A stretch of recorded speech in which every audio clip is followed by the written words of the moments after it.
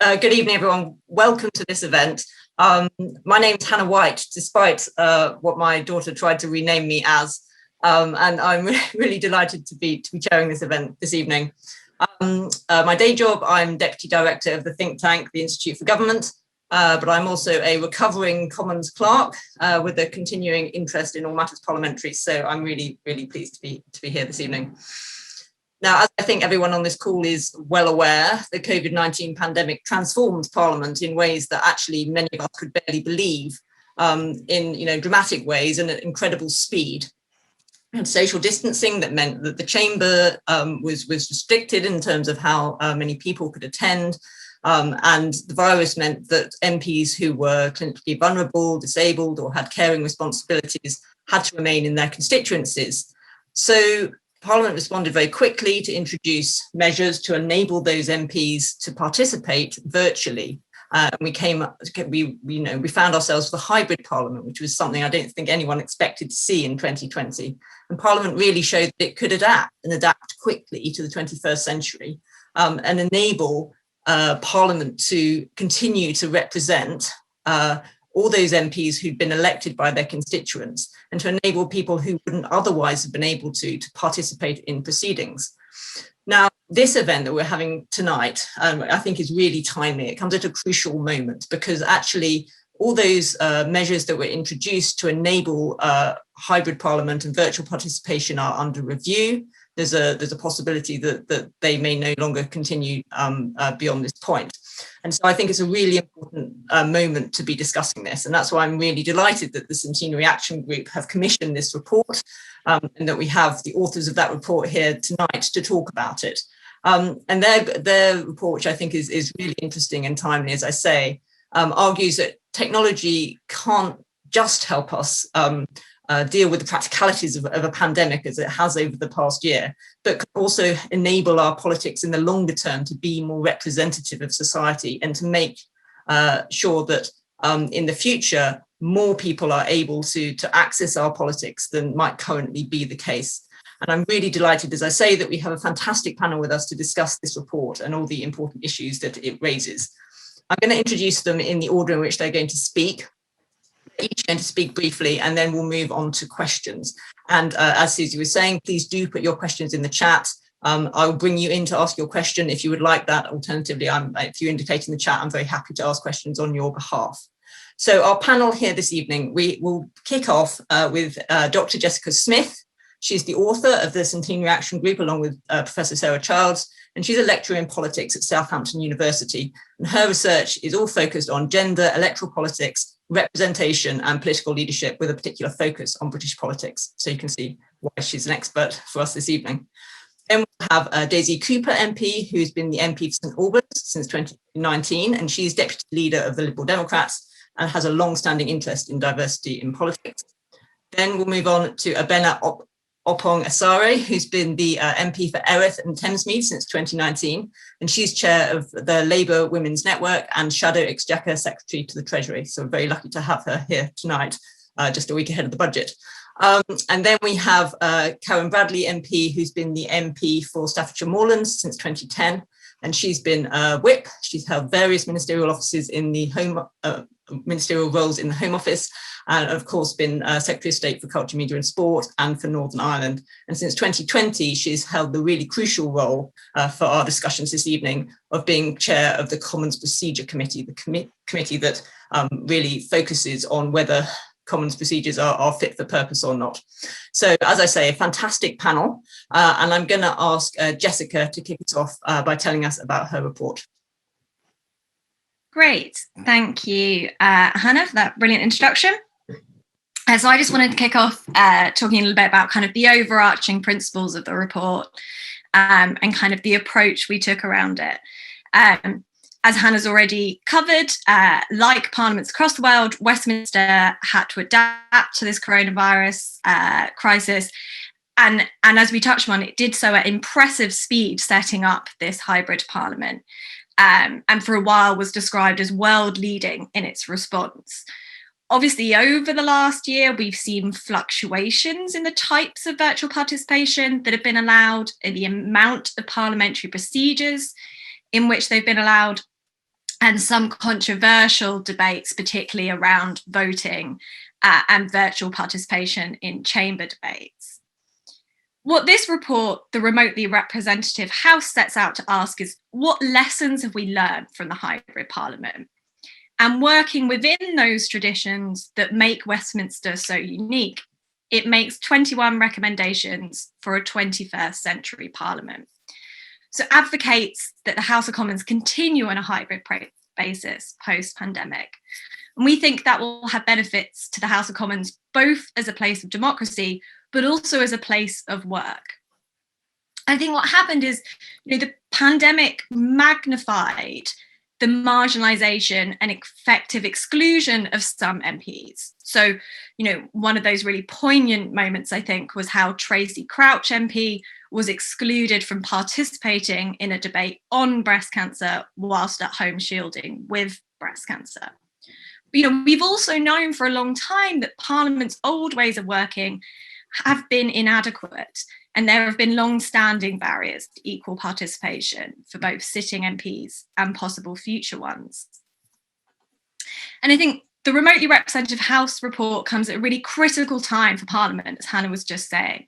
We're going to begin to envision what a post-COVID Parliament might look like, and the report offers us a comprehensive reflection on the experience of the House. The hybrid parliament has shown that it is possible to accommodate MPs' need for more modern ways of working. And not only does that have continued benefits post-pandemic for currently sitting MPs, consider, if you did see it, that image of Jonathan Gullis MP cradling his newborn baby whilst participating in a select committee session.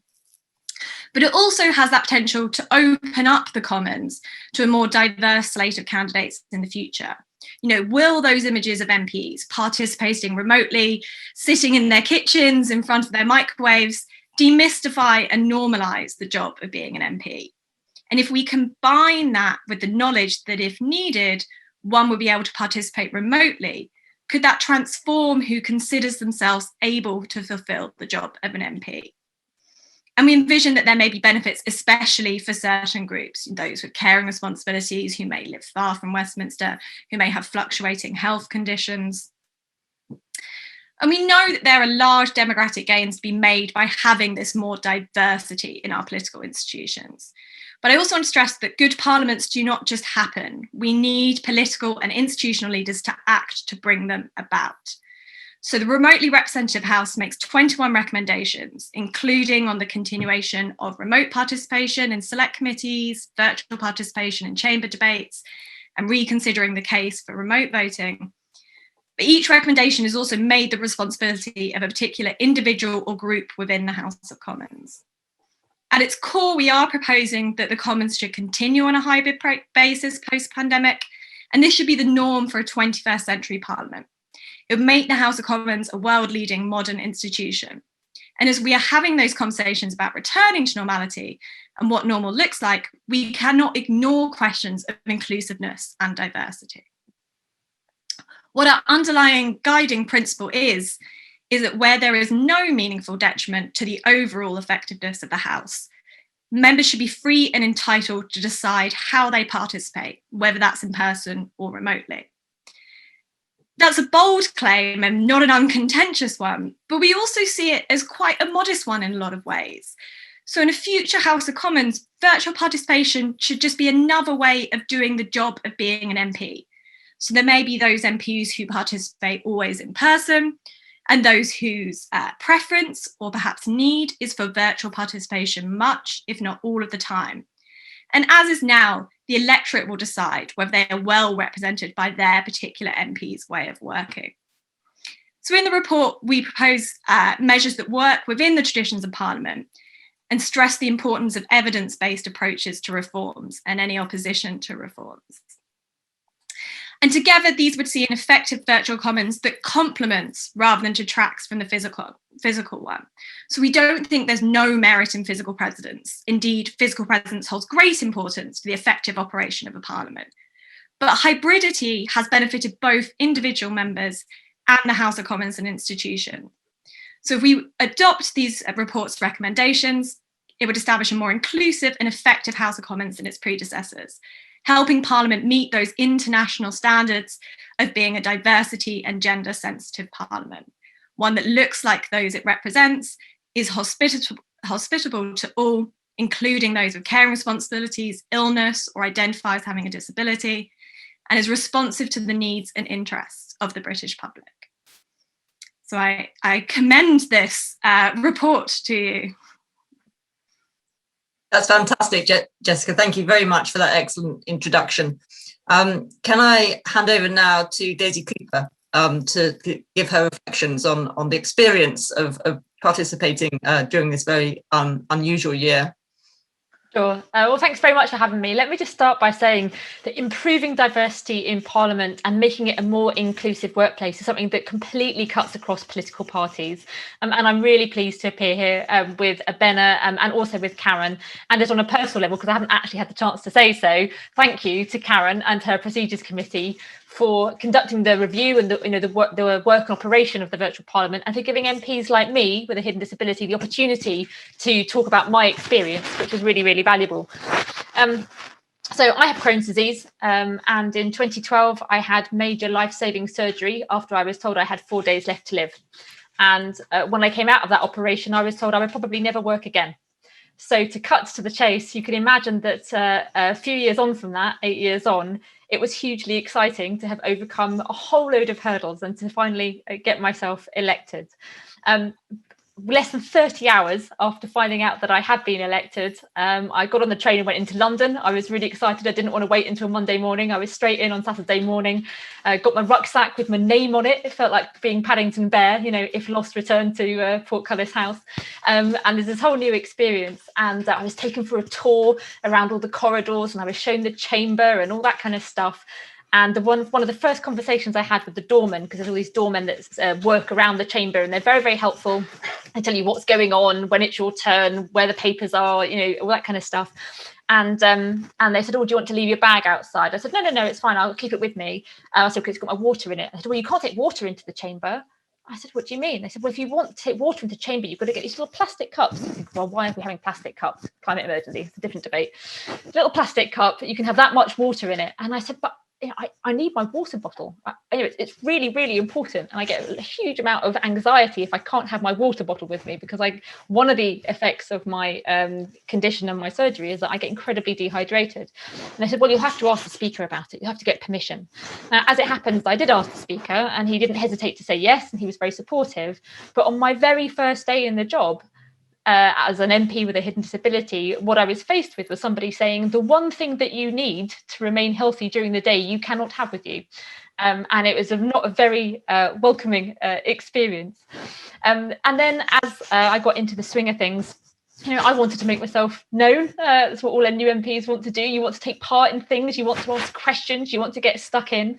There were days where I thought, well, crikey, I'll ask a question in an urgent question in the morning, and then I'll try and take part in a debate in the afternoon, and then suddenly realised that there was no published list of when you might actually get to speak. And because there were so many interventions, you didn't know how long they were going to be. You couldn't guess whether you'd be speaking at 3:30 or 6:30, or whether possibly it might even be 7:30. It's really hard to know.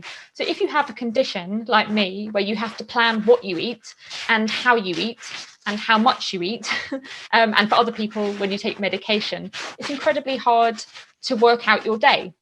And that's sort of all the other uncertainties that comes with the job. So you basically end up with a choice of two things. You either self-censor and decide, I'm not going to take part at all. So you just decide not to take part, which I don't think is a very satisfactory outcome.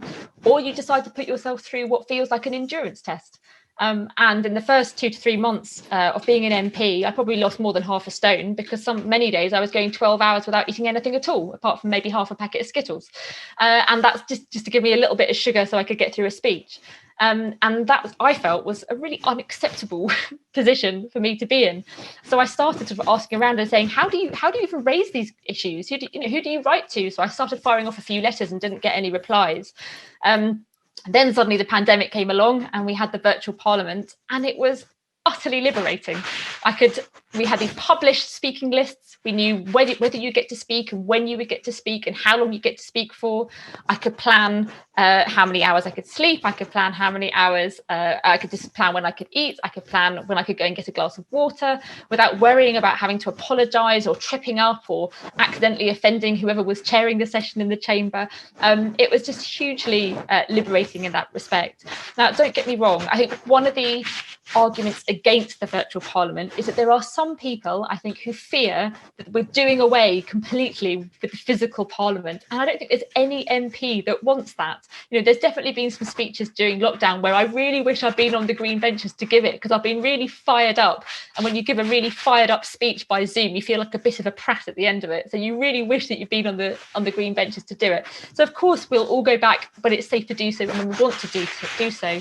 But I do think that if there are days when some MPs have childcare issues, or they're just not feeling very well, or actually they've got an absolute crisis situation with a constituent, but they really also want to take part in a debate happening the same day, why not trust them and give them the flexibility to be able to do that? So I fully and wholeheartedly welcome this report. I absolutely agree that remote participation should continue for those who want to use it as an option.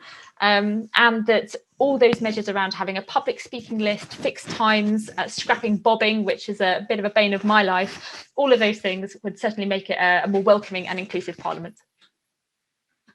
Brilliant. Thank you very much, Daisy. Can I remind everyone who's not speaking to mute themselves, just so we don't get any noises off? And can I hand over to Abena to tell us about her thoughts about the report? So, hi, thank you. I just want to say thank you for having me. I think the report is a really good report. I completely welcome the report and quite a number of the recommendations you have put forward. I think that the hybrid parliament, I want to pay tribute to the staff that set it up. I think it's amazing that within 4 weeks, we managed to get a virtual parliament up and running. And I do know that other countries were seeking advice on how to do the same. I think that one of the things that I found, having spoken to quite a number of colleagues of mine, one of the benefits of the virtual parliament was that we were all able to vote individually. We're now in a situation where essentially, because of the proxy votes, your whip will be doing all the votes for you. Technically, you know, they vote the way that you want to do, the way that you want, and not go against that. But I mean, it's taken away my responsibility in terms of being accountable to my constituents, which I find quite frustrating. It was working perfectly fine, and I don't understand why it's not there. I think that in the report, it talks about diversity, which is completely important, because if you look at some of the during COVID, how COVID has impacted women to a very high standard, I'm seeing legislation that quite frankly is alienating a lot of women. So when originally when lockdown was being eased the first time round, there were a lot of sectors which were dominated by women, particularly in the beauty sector, that weren't really kind of being advocated for, and took quite a long time to kind of open. I've seen it in select committees where you don't see as much female representation. When those voices are absent, it means that bills are going through which don't necessarily cover issues that women are being affected.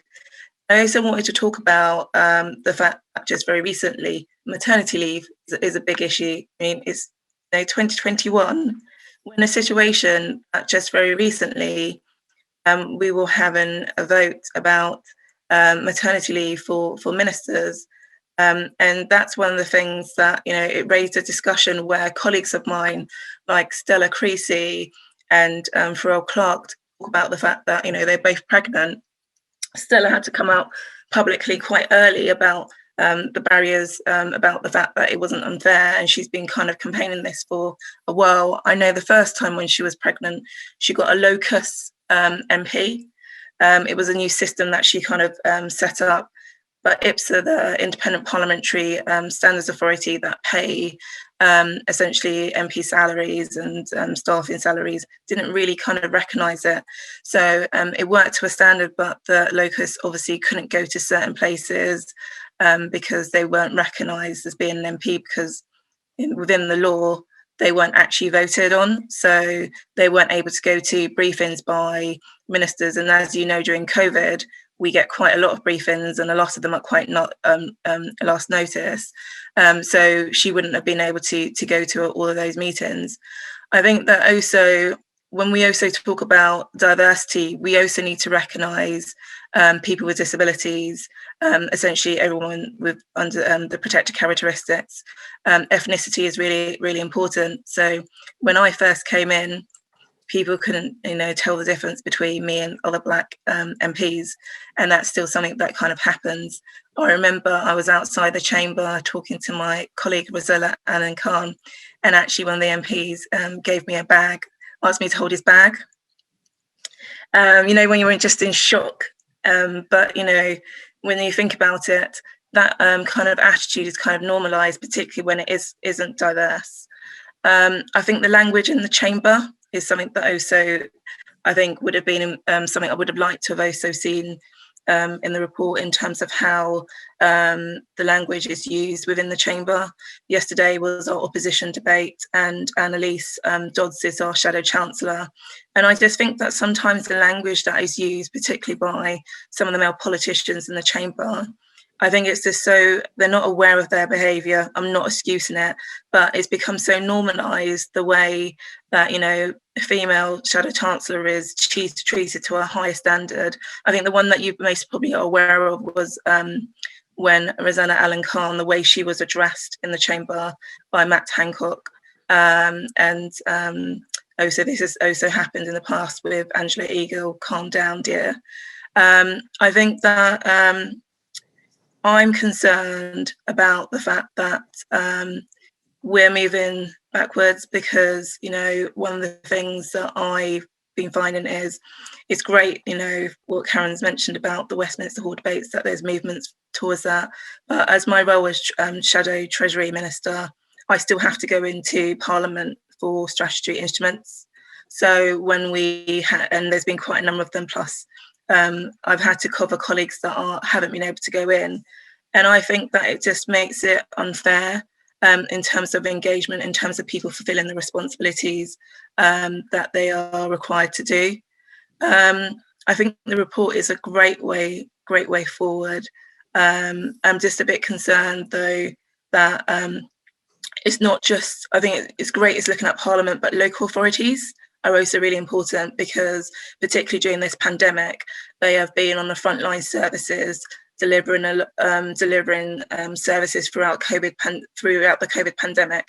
And I've heard, even though that they're carrying on as virtual, that there are plans to kind of stop that from happening. And that's something that I am particularly concerned about, because there is always a focus on Parliament, but that's not the only place where decisions are made. And increasingly, we're looking towards devolved administrations as well.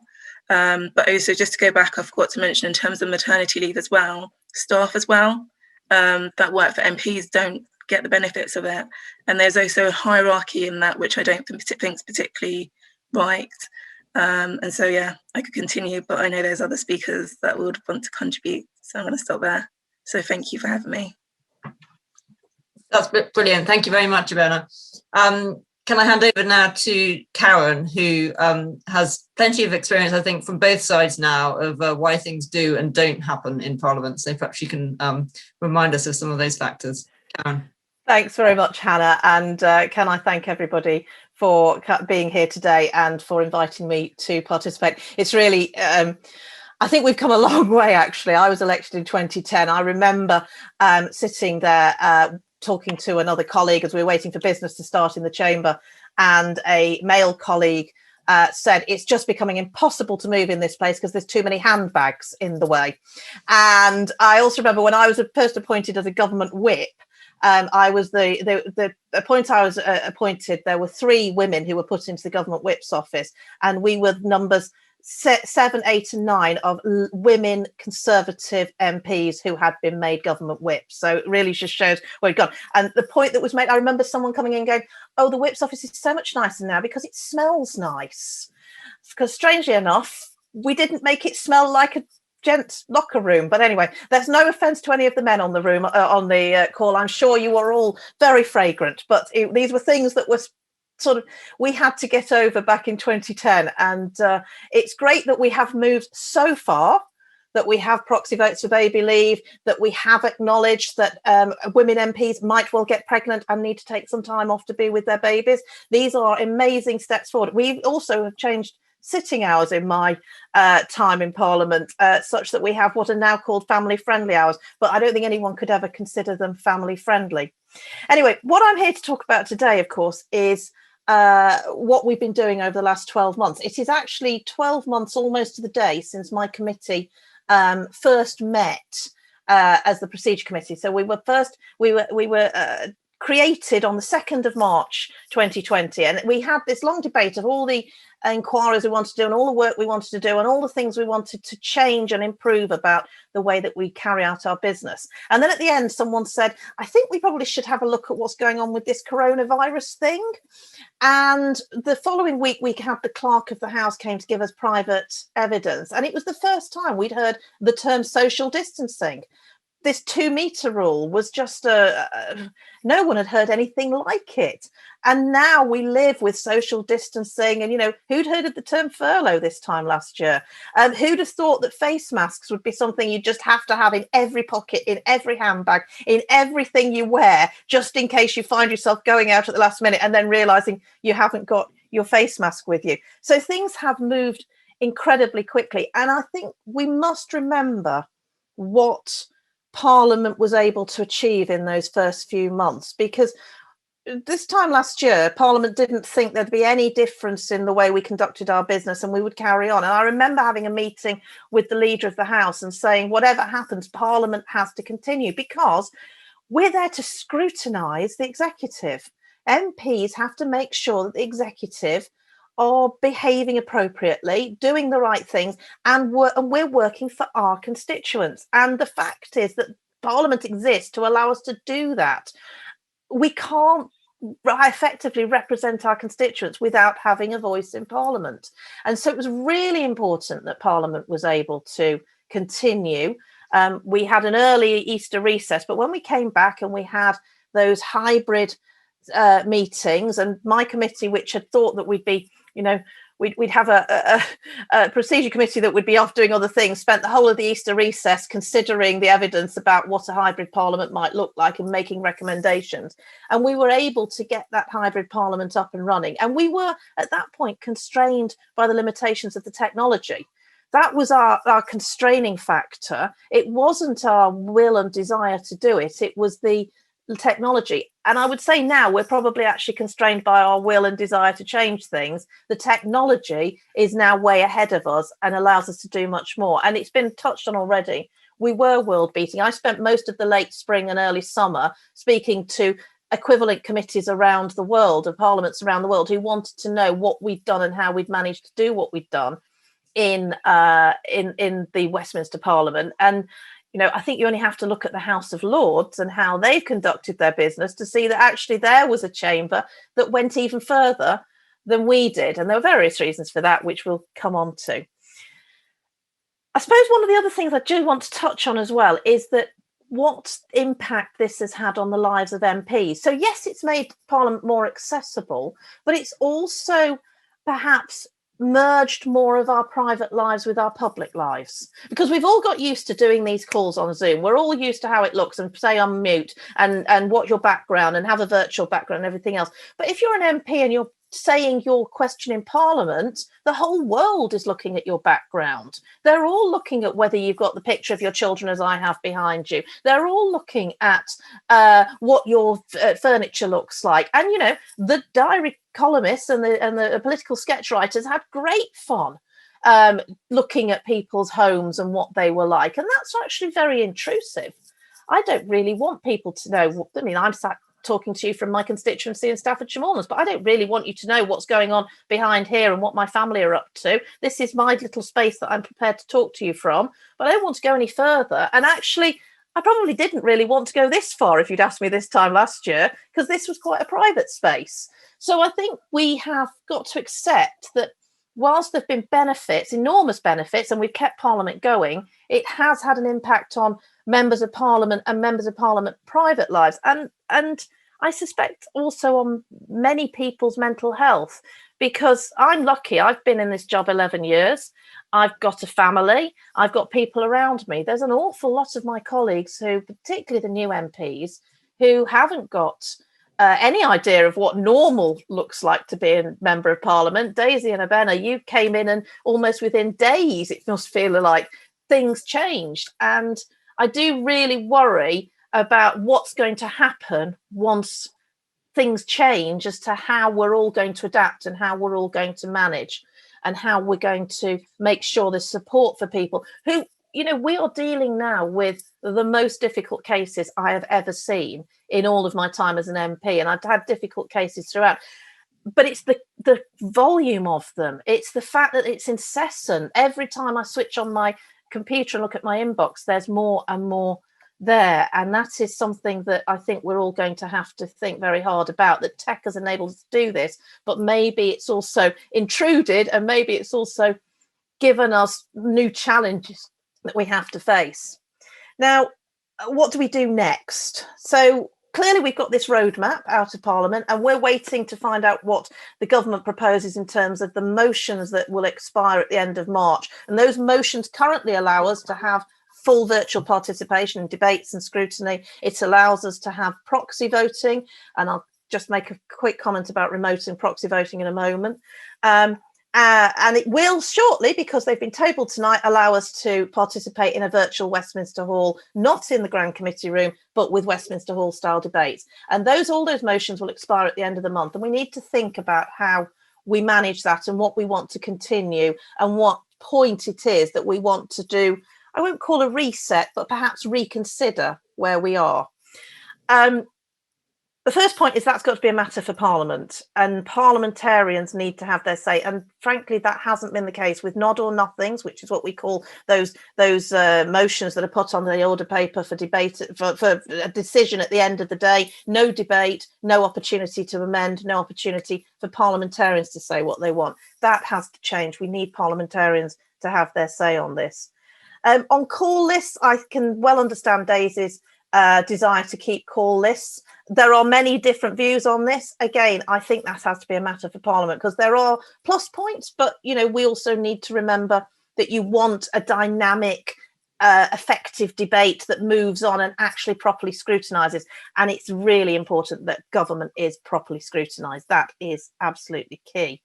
And I think also so voting, just to say, if we'd had normal voting in the period of this session, Abena, Daisy and I would all have had to leave to go and vote twice, because there's been 2 votes which had been conducted and carried out and handed in for us by our proxies.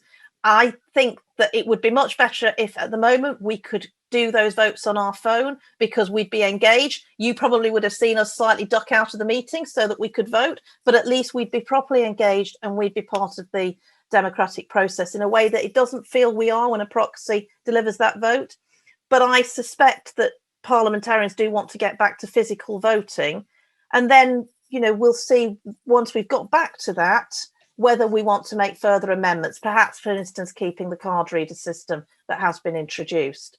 So there's an awful lot that we've got to think about. The procedure committee is going to be doing a piece of work in very short order to look at recommendations around those motions due to expire at the end of the month. But I think what we've now got is a body of evidence about all sorts of things that no one thought was possible even 12 months ago, and how they've worked. And that will help to inform future debates and future parliamentarians and future parliaments as to how it wants to conduct its business. Thank you. Brilliant. Thank you so much, Karen. And thank you to everyone who started to send in their questions on the chat. I'm going to start diving into those now. There's a question which was sent in actually before the session today from someone who asks, what do you feel are the biggest barriers for disproportionately underrepresented groups from entering politics? And I'd like really to ask this question to Daisy and to Abena, and to sort of to tie into it something that always fascinates me, which must presumably be very fresh in both of your minds, which is what it's like before you come into Parliament, looking at Parliament and contemplating, whether you could be there yourself, and how that feels as someone coming into politics for the first time. And I'm wondering, I guess, whether there's a connection between that question that's come in from the audience about what the barriers are and how that feels. Daisy, to kick off. Sure. So some of you may know there was a speaker's report into the barriers facing underrepresented groups coming into Parliament done in 2010, and if you haven't read it, then it's kind of the holy grail on barriers facing candidates trying to get elected. So most of it's contained there, but I would just say very briefly, I think there are two things. The first is role models. We know that when people look at a group of people, wherever they are, if they don't look like them or sound like them, they don't think that that's a group for them. And that's why it's so important that we have a Parliament that looks and sounds diverse in every single way, not just in terms of protected characteristics, but in terms of life experiences and backgrounds as well. And so making sure that those role models are there is really important. The second barrier, I would say, is about sometimes the time and money it takes to get elected. Now, obviously, as a Liberal Democrat, I'm a member of a smaller party. When we're sort of fighting in a first past the post system, it can take years to try and win a parliamentary seat. We don't have safe seats that we can put candidates into. And when you look at the amount of time and money it can take to get elected, those two things are huge barriers to people who don't have lots of spare money lying around or don't have a comfortable income. And this is particularly the case for disabled candidates. So I have an incredibly good friend called David. He's a member of the Lib Dems. He really, really, really wanted to be an MP, and I think he would have been a fantastic MP, but he's deaf. And the cost of him having a British Sign Language interpreter to go with him to every single political event that he needed to go to would cost around £25,000 per year, plus £25,000 during this short campaign. And so if you have to spend 4 years trying to win an election, that's £125,000 over those all those years. So that's a lot of money for somebody, and smaller parties, and even the larger parties, don't have those sums of money around to pay for all those additional things. So one of the major barriers, and Karen will know this is one of my kind of hobby horses, is trying to get cross-party consensus to reopen the Access to Elected Office Fund. So that would be the kind of fund that would be open to candidates at any level trying to get elected, whether that's to your parish, town, city, district, borough council, or as mayor or as an MP. It was a fund that existed for many years and was pretty successful at supporting candidates from all different parties to stand for election. And I hope that fund is re-established, because it was really, really important in terms of levelling the playing field for people wanting to even stand for election, whether that was in a target seat or a non-target seat. So for me, it's role models, time and money. Thanks very much. Abena, how did it sort of feel to you looking at Parliament and contemplating whether you wanted to be there yourself? Yeah, I just want to say I also agree with what Daisy has mentioned about finance and other matters. So I've been active in politics for quite a while. In 2018, I decided to retire. Not that many people kind of believed me, so I wanted to spend most of my time actually through the Labour Women's Network training women for public office. I haven't been a councillor. I saw the barriers, and particularly in my area where we struggle to get women to stand to be councillors. And I saw the culture within my group, which I didn't feel was very inclusive. So I felt as a party we could do a lot better in terms of asking people to stand. And it's not just about the barriers for women going into politics. It's also about recognising the toxic, how it can be toxic as well. I know people that are put off from going to public office because of the abuse they see on social media, and thinking, actually, why would I want to put myself through this? And so I think there is an element of actually how the responsibility lies with also, I think, with social media companies. I get a lot of abuse on social media. I tend to just kind of switch off in the evenings and weekends, so I don't really look at it. But I know that there are people that are following me that will contact me and say, oh my God, that is absolutely horrific. How do you deal with this? And, I've become extremely resilient. And through the Labour Women's Network, we do, when we're training women, we do get them to prepare them for the reality of the situation that they're getting themselves into, because that's the ugly truth of it. It can be extremely toxic. I think the finance thing, I was in a kind of lucky situation where my job essentially allowed me to take unpaid leave. Not every job would do that. I know people that haven't been able to stand because their workplace won't allow them to. I know of an individual that went and stood, and then their workplace kind of told them that they didn't want them to stay in their role any longer because they weren't particularly happy. They decided to go for public office, because you could find yourself, particularly in 2015, I know of individuals that were candidates for a very long time, and it impacted their work. It impacted them mentally. So they didn't stand again in 2017 because they spent so much finances. For me, in terms of becoming an MP, I was actually encouraged by quite a number of colleagues to go for it, because I was just like, I don't think the time is right for me. But they were like, Abena, it's your home seat. How many opportunities does your home seat come up? And also people are in those seats for quite some time. And I was like, okay. And I thought about, what are my values? The fact that housing was something that I was particularly passionate about from my time as a councillor. So that's why I put myself forward. I think that I've seen individuals and some organisations say, just ask her to stand and that's it. That's not the reality of the situation. You need to kind of understand how political processes work. You need to have an agent. You need to be able to understand, even going for a selection, what you need to say. You need to be able to understand the messaging in the community. And so I think training, as Daisy has mentioned, is really important. I think all the political parties have a responsibility as well to be making sure they do that, and actually making sure that they encourage people to be kind of diverse, because sometimes you will find, and this hasn't happened with me, but I know people that have stood where they've been told they have to act a certain way to get selected.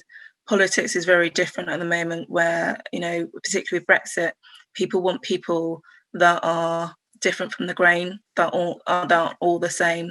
They want people that, that kind of relate to them. So getting people to understand that they don't need to change themselves, and they don't, and recognizing that, people need to look past their biases. But I could go on. There's so many other things, but I'm going to stop here. Thanks, Abena. I'm just going to ask one more question, and then I'm going to come to ask William Puddicombe to come and ask his question. But just to give you a little bit of a heads up, William, before I do that, can I just come back to you, Karen? Because I was interested in the point you were making there and saying, these decisions should be for Parliament. It shouldn't be not or nothing votes. And of course, we've seen actually situations early on in the pandemic where some of the decisions that were made in a way that actually some of the MPs who were not present in Westminster couldn't participate in. And so I think, I really agree with you that it should be for Parliament. But on the other hand, there's a further question, really, which occurs to me listening to everything that sort of Daisy and Abena have just said, which is that actually everyone who's currently in Parliament has overcome all these barriers in order to be there, accommodated themselves, or they've decided that they can cope with the different constraints that Parliament puts on your life. And so it is that set of people who will get to decide what stays or what goes. And, some people, you three all, are talking about the merits of the system. Many of your colleagues may not agree. And actually, there's a whole set of people who aren't getting to participate in that conversation or that decision, who aren't yet in, who will never be in Parliament, potentially, if some of those decisions go, against what you're all arguing for. No, it's a really good point, Hannah. And I think I remember when the proxy voting came in, which was a matter for the House, but it took the leadership actually of the then leader, Andrea Leadsom, and the Speaker to push that through, because there probably wasn't a majority for it if there'd been a free vote on the matter. It had to be pushed through and effectively be whipped to get to the point where it was. I do also think that if you're given the chance to vote on something revolutionary, you might, if you were asked the question, would you change the status quo, say, oh no, it's probably okay. But actually, if you got the chance to vote on it, you think, You know, and I remember, because I was a member of the procedure committee when we managed to change the sitting hours back in 2011, and it wasn't a massive change. You know, we changed the Tuesday hours to the same as Wednesday, and we made Thursday an earlier finish with an earlier start, and moving more towards what some people want to see, which is that full 9 to 5 Parliament. Now, you know, there are pros and cons of that. You've got to allow committees to be able to operate. As I say, if we were normally voting, we would all have had to leave to go and vote during this event, which means that there's lots of times a day when parliamentarians can't be involved in things if Parliament is sitting. So there's a pros and cons on all of it. But I will go back to the point. I am convinced that if Parliament had had its say and everybody had been able to vote back in June on continuing with remote voting, there would have been a majority to continue with remote voting. But because we were not in that situation at the time that vote happened, and I pushed an amendment that was on behalf of the procedure committee to continue with remote voting, we didn't get a majority. But if you look at the people who were not able to vote, it is quite clear to me we would have done.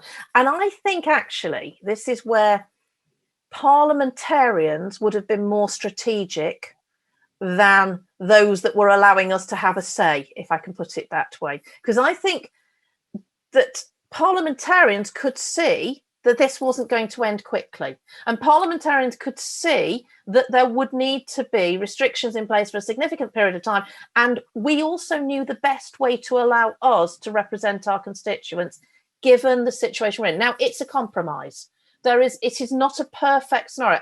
Whether Parliament's sitting fully physical with everything without any restrictions is perfect is another debate, but it certainly isn't perfect at the moment.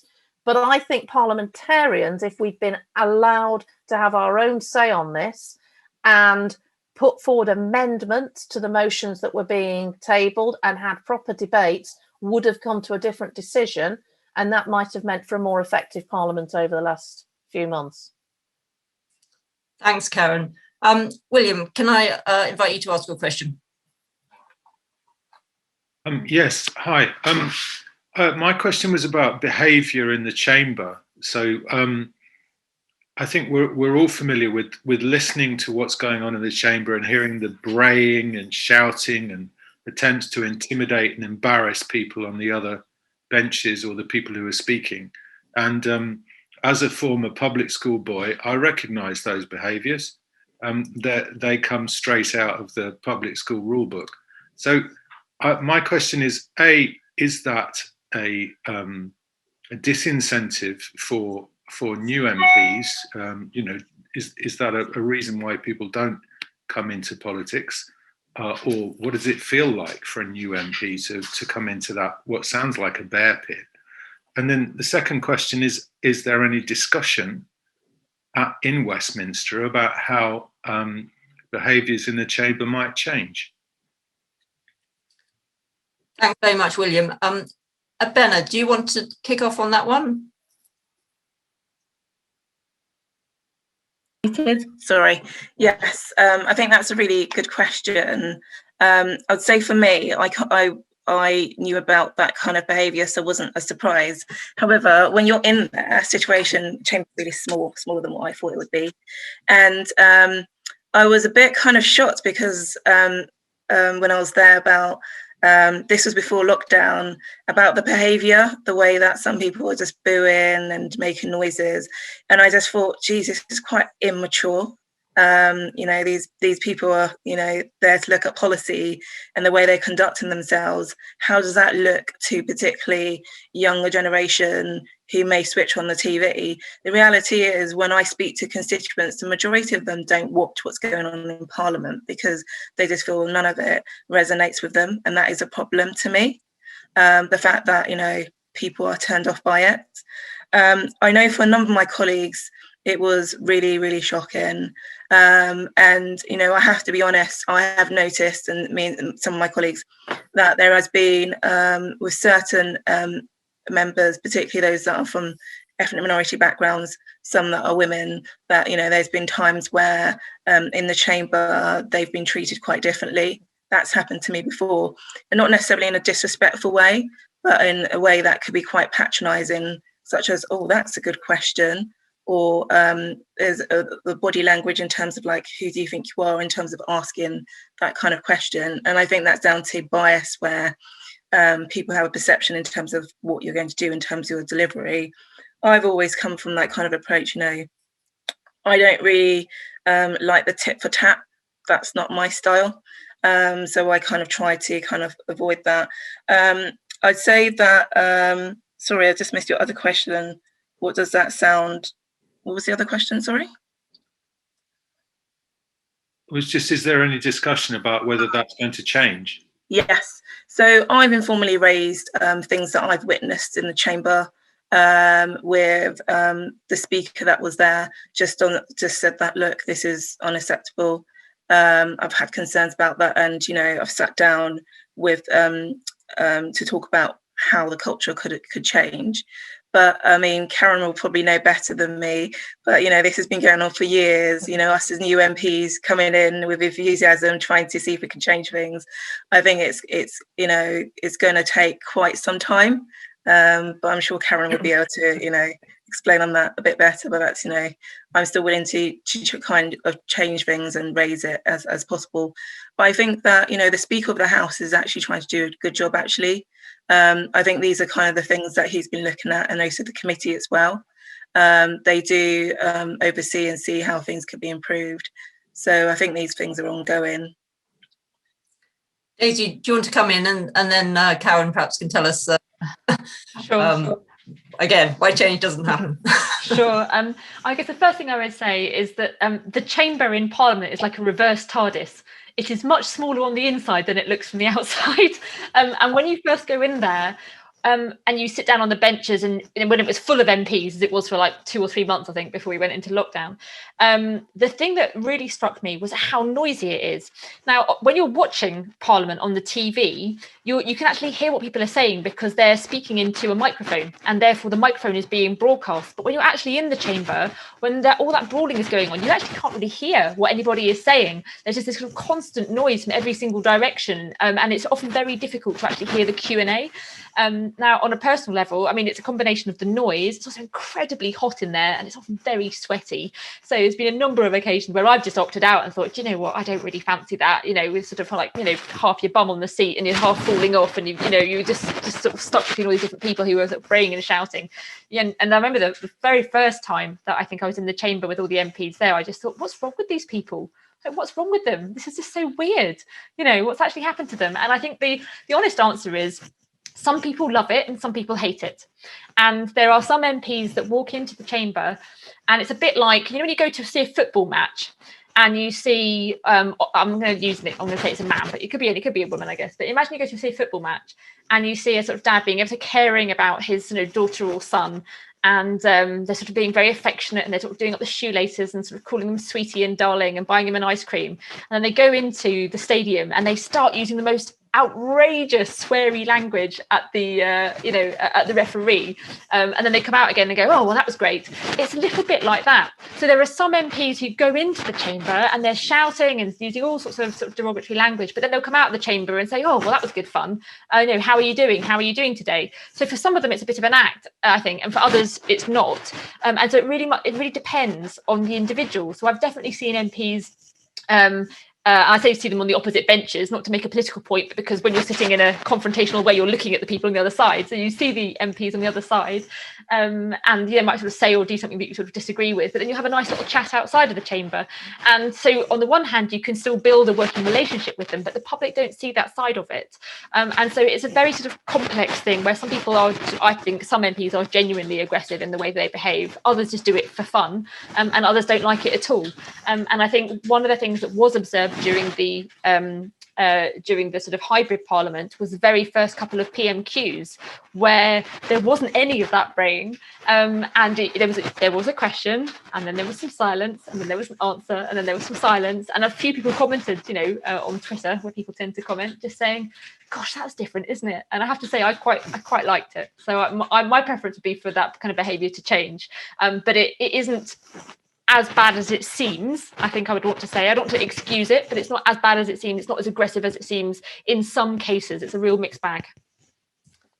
Thanks, Daisy. Now, I'm afraid we're actually running out of time, and I just want to bring in one last question and then invite Karen to answer that question and the question we've been discussing to bring us, to wrap us up. So Helen Pankhurst has a question, which I think sort of relates to what we've been talking about the whole of this session, really, which is, you know, what change could happen and how change can best be facilitated if we think there's desirable change. So Helen, would you like to ask your question? Yes, so, you know, we're focusing on hybrid parliament now, but it's in the context of many of the other issues that we've all just discussed.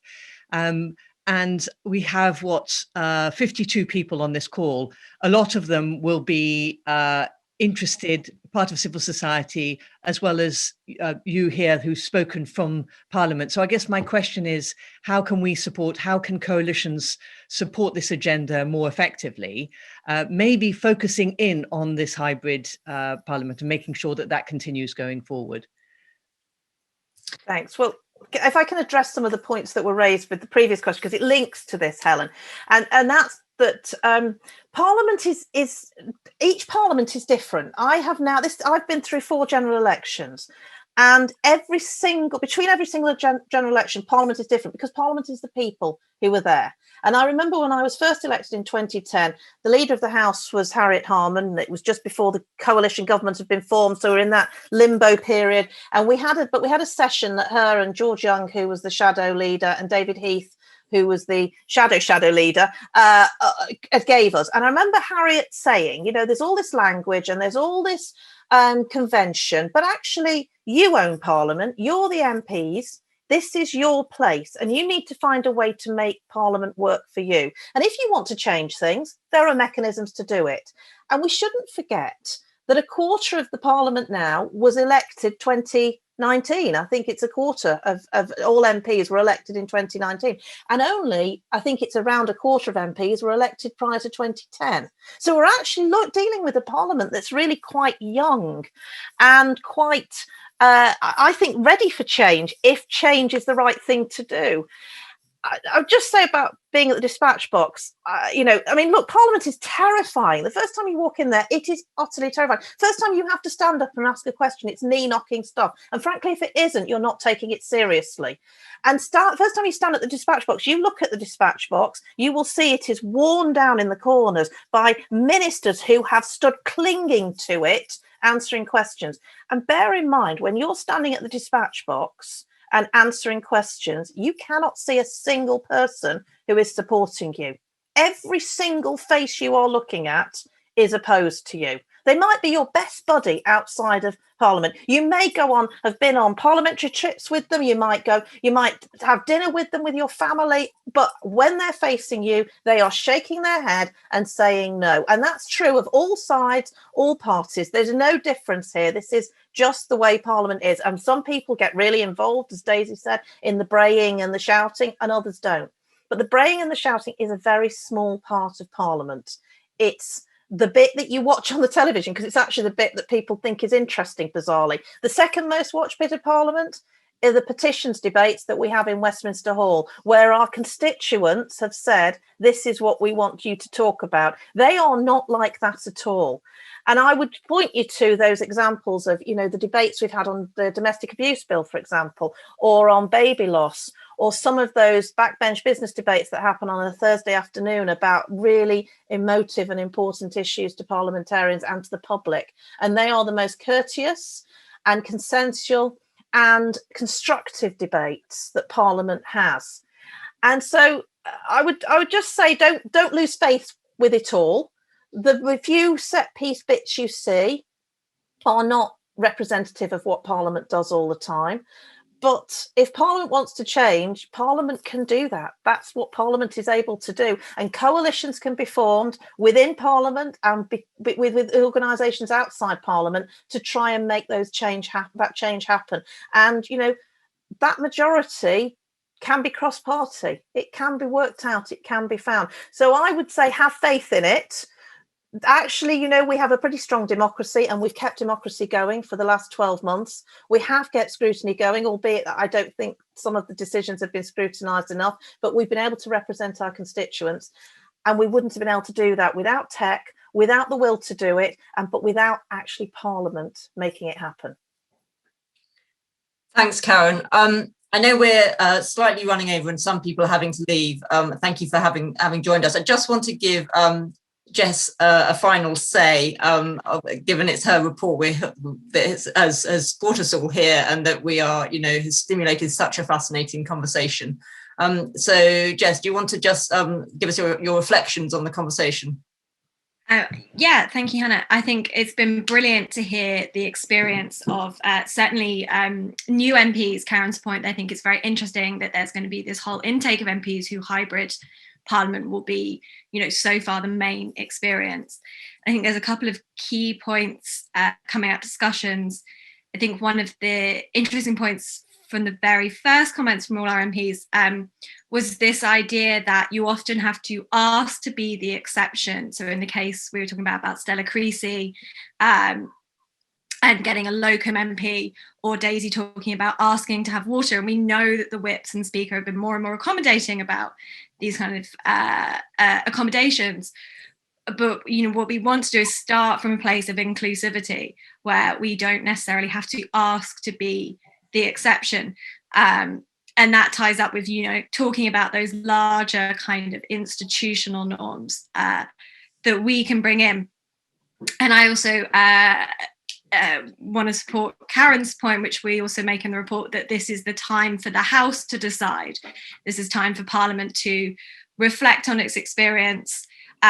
And within that, like I said, if we're going to talk about what returning to normality looks like, we want to have more conversations like this in terms of, normal looks different for different people.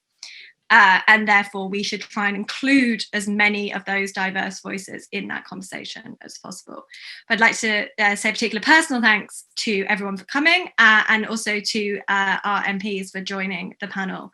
At what we know is a very busy week. Not that there's never a busy week, I suppose, but a particularly busy week with budget, etc.